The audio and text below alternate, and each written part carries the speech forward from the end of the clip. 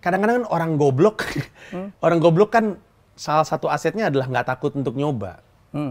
Gue kan SD, SMP, SMA kan ranking paling bawah, Mas Helmi. Iya. Berarti kan masyarakat mempersepsikan gue goblok. Ada keuntungannya. Orang goblok mah nyoba-nyoba aja. Kalau salah namanya juga goblok. Kalau berhasil tumben dia bener gitu. Iya.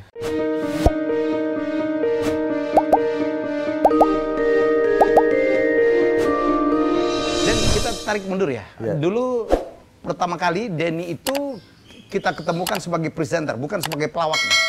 Itu adalah pada saat dia diminta seseorang untuk menggantikan seseorang yang waktu itu jobnya, dia lagi punya job. Itu Mamma Mia. Ceritain dong. Mas Helmi ini saksi hidup. Jadi waktu itu sebuah ajang pencarian bakat nyanyi. Udah. Mamma Mia. Ya. Mamma Mia, ada hostnya. Hostnya waktu itu berhalangan hadir, katanya ada off air ke Bali atau gimana. Saya diminta sama bagian produksi Indosiar. Iya, Indosiar, dan bawain acara. Wah, serius? Iya. Kenapa saya? Kan ada hostnya. Enggak, lagi berhalangan, kita pengen Denny. Karena dia melihat saya di Supermama, katanya rame. Iya. Oh ya udah, saya coba. Satu kali, satu episode. Ternyata alhamdulillah tim produksi juga sendiri bilang, saya nggak pernah lihat Ahmad Dhani ketawa ngakak selama penjurian. Kemarin malam kita ngelihat dia ngakak-ngakak gitu, dan suasana rame. Besok lagi, wah udah. Tapi itu Mas, itu menjadi pintu gerbang saya menjadi seorang presenter. Itu acara pertama saya live, sampai akhirnya acara itu makin besar, saya bawain acara di panggung besar. Gimana groginya. Dan lagi digemarin. Iya, Oh, iya, itu lagi top-topnya. Lagi acara top-topnya. Itu akhirnya menjadi melebar. Sekarang sampai saya akhirnya selain komedian, saya menjadi host juga sekarang. Jadi dulu berduet. Jadi yang di atas panggung itu Denny Cagur menggantikan seseorang, dan yang di bawah itu Ruben. Nah, Ruben Raja Jahil. Gue inget banget itu. Dia bilang, Mas Helmi, bercandain Denny itu sepatunya kayaknya baru beli di Mall Depok. Karena saya harus tampil perfect. Waktu itu sepatu saya jelek. Wah, gua harus ganti sepatu nih. Ruben kan orang yang update. Keren. Semua juri keren-keren. Juri keren-keren. Juri keren-keren. Ada Ahmad Dhani, Mas Sofian Helmi, Lacuba, iya. Arzeti, dan saya gitu. Wah, saya nggak boleh kalah nih. Mana saya yang di panggung. Nyari sepatu dulu ke Depok, itu musim trennya sepatu yang ujungnya ngangkat. Yang model buaya gitu. Iya. Bahkan waktu itu badan saya kurus, saya dapat baju yang agak gede. Wardrobe? Iya, wardrobe saya gede Mas. Jadi kalau dipakai, aduh kegedean, pakai kaos masih nggak nolong. Iya. Saya pakai sweater. Di dalamnya? Bayangin, dalamnya sweater. Terus saya pakai base cap waktu itu untuk dikancingin di atas. Udah lumayan kelihatan nolong. Tapi itu kalau diangkat secara fashion nabrak banget. Sweater dalamnya, luarnya base cap. Iya. Parah sih ya gitu. Dia tegak tapi lucu. Tegak aja lucu dia. Tapi kita ledekin gitu. Dan lo dari Mall Depok ya tadi. Jadi sepatu tuh kayaknya baru tuh, udah lunas belum gitu kita gitu. Itu Ruben tuh. Gue mana tahu lah, gue nggak ke Depok. Dan juga. dia tahu aja lagi. Iya nggak tahu gue intelnya dari mana tuh. Bener. Gue curiga dia asisten saya Mas. Asisten saya ngobrol sama asisten Ruben. Oh. Tadi habis ini nih buru-buru dari mana? Dari Depok nyari sepatu. Oh, disampaikan ke Ruben, dibahas di panggung. Malu itu, tapi ya gitu ramainya acara itu tuh kita saling bahas gitu. Sejak itu, take off. Sekarang kalau gue tanya nih, rapid test pertama. Presenter atau komedian? Tetap komedian. Tetap komedian. Walaupun jobnya lebih banyak presenter dong sekarang. Iya, saya. Tapi sampai sekarang pun saya masih punya acara komedi. Apa? Ovid Opera Van Java. Iya, oke. Ovid Tapi kan Jazz- dahsyat ya. Dahsyat dia saya Iya. presenter. Dan mungkin kenapa saya bisa di presenter juga karena mungkin basic saya seorang komedian, jadi saya bisa bercanda-bercanda. Itu sih Mas kalau Iya, menurut iya. saya yang akhirnya teman-teman produksi suka gitu. Jadi presenter yang ada basic komedinya. Iya itu, dan disuruh megang rules jalan, disuruh bercanda ayo gitu Mas. Udah berapa ratus acara sih dipegang? Banyak banget kali ya. Iya, Ada kuis. banyak sih Mas. Banyak Puluhan banget. lebih mah ya. Puluhan lebih Mas. Yang paling lama dahsyat. Dahsyat, OVJ, OVJ. waktu itu YKS juga. Oke. YKS. Goyang Inu, banyak banget Mas, chatting. Terus yang acara sahur, alhamdulillah sampai sekarang masih dipercaya acara sahur sama buka.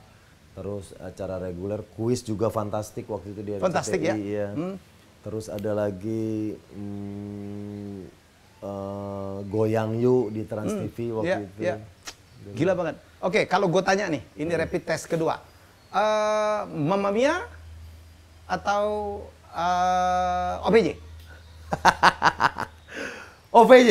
Karena Mamma Mia udah selesai, OVJ masih ada. Ngeri dia jawabnya. OVJ, karena di sisi lain saya mensyukuri sebagai seorang komedian, saya masih punya acara komedi gitu. Berarti masih layak lah dibilang pelawak. Gitu. Dan Denny paling bertahan di situ ya?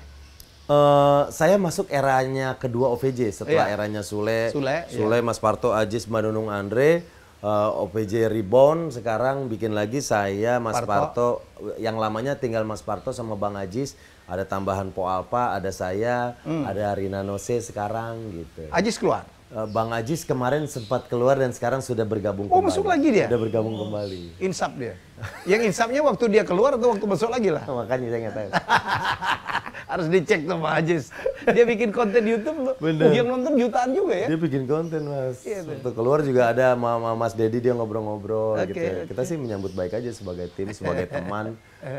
Dia comeback dan emang Bang Ajis tuh ngasih warna sih di OVJ dengan gimmick-gimmick dia gitu. Itu gila itu, cerdas ya. Setuju, Mas. Dia niruin siapa aja gitu.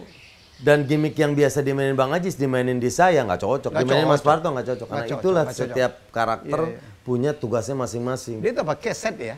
Jadi korban. Iya, bisa bilang gitu. Jadi korban pakai baju aneh-aneh, pakai tangan panjang, tangannya sampai ke lantai. Dan lucu. Pakai sepatu, di sepatunya ada colokan yang nyambung ke power bank. Kan lucu banget itu. Dan dia melakukannya tuh ikhlas sambil ketawa-ketawa gitu. Dan dia juga sering buat sendiri, Mas. Dia yang bikin sendiri, tadi yang bikinin sendiri, bawa payung tapi cuma rangkanya doang. Apa fungsi payungnya? Toh lu pakai payung cuma rangkanya doang, kan dia tetap kehujanan. Di situ lucunya dia.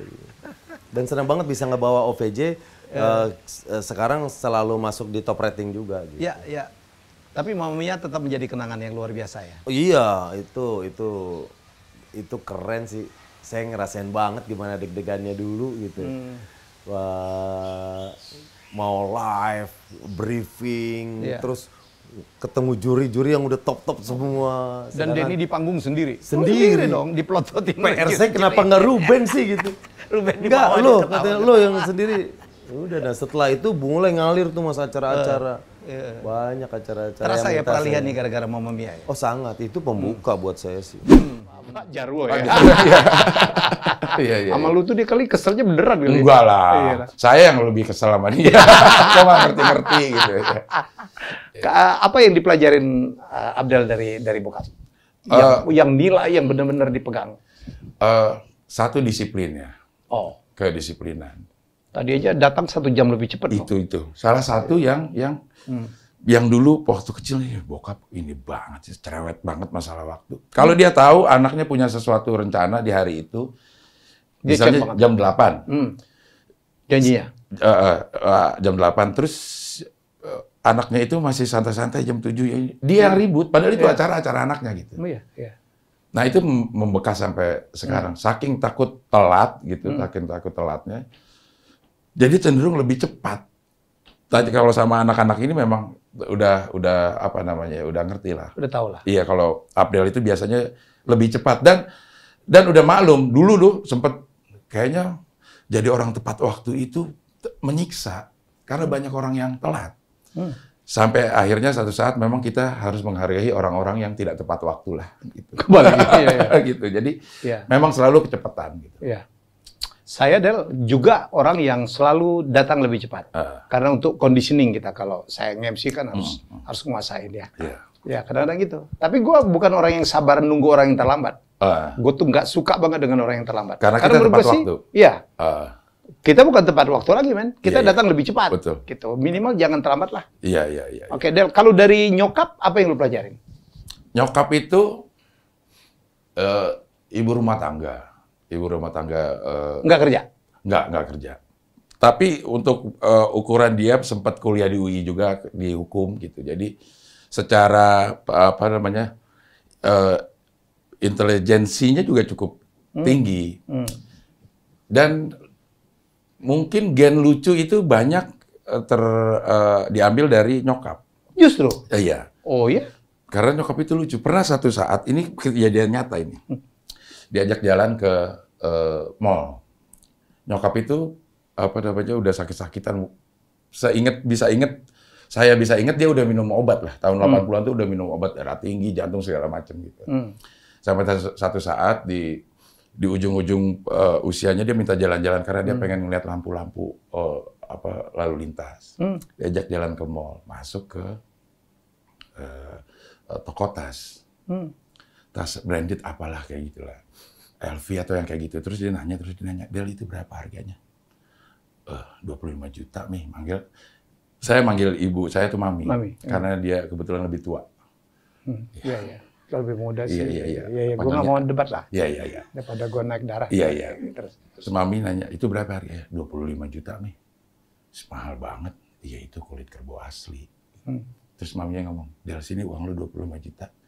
Lu gue kasih kulitnya, gue kasih palanya, gue kasih dagingnya, gue kasih kakinya. Masih hidup lagi tuh kerbau.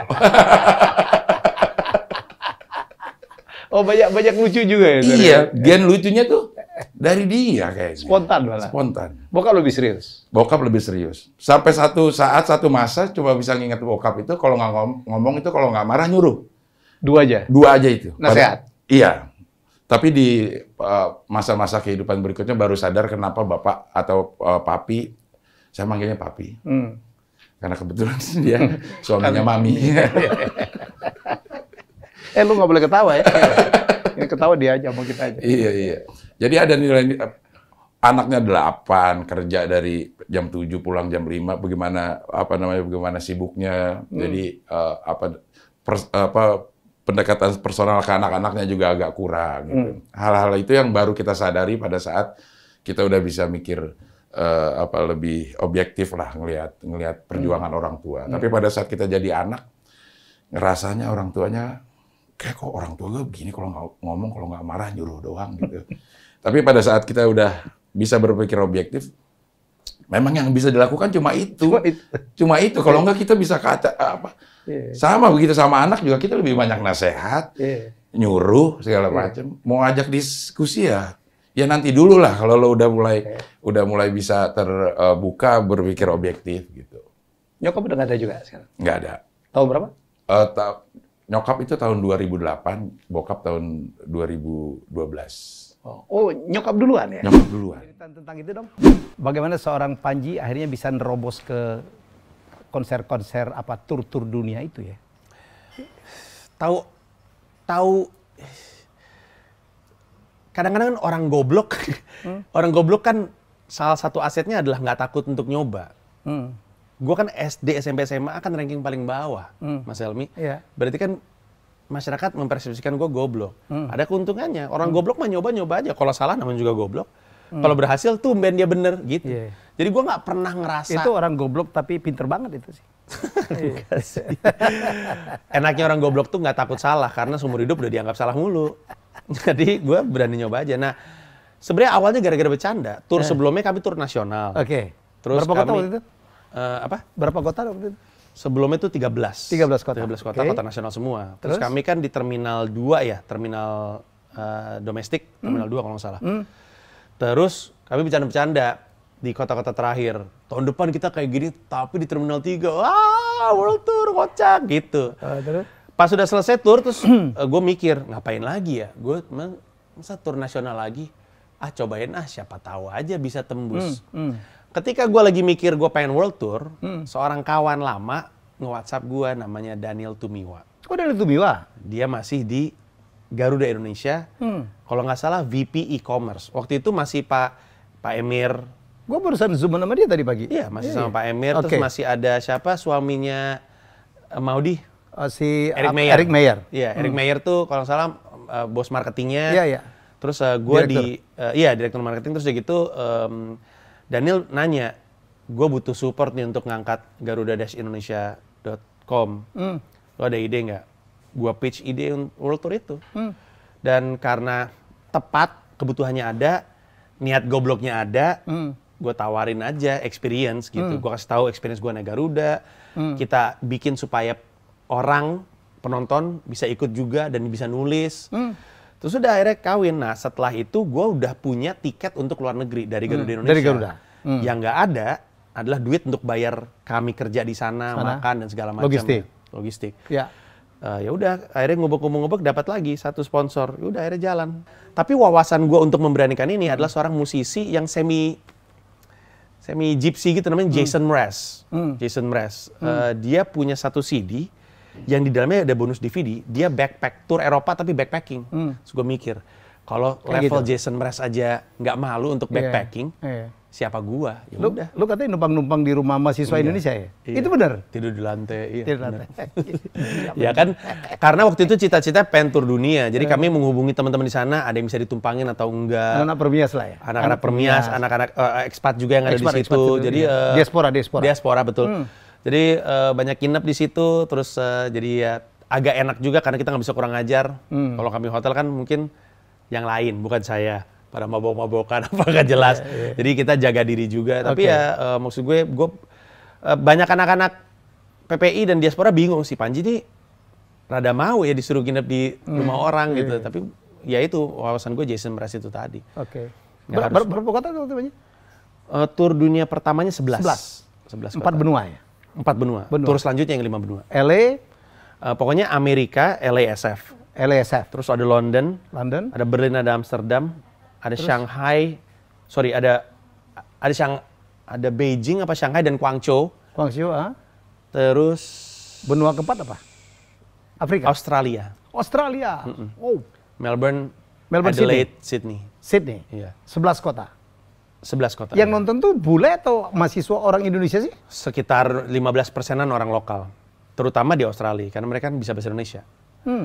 Yang lucu di Melbourne dari atas panggung gue kelihatan ada satu klaster bule semua, tapi nggak ketawa. Gue bilang kalau mereka nggak ngerti ngapain nonton kan.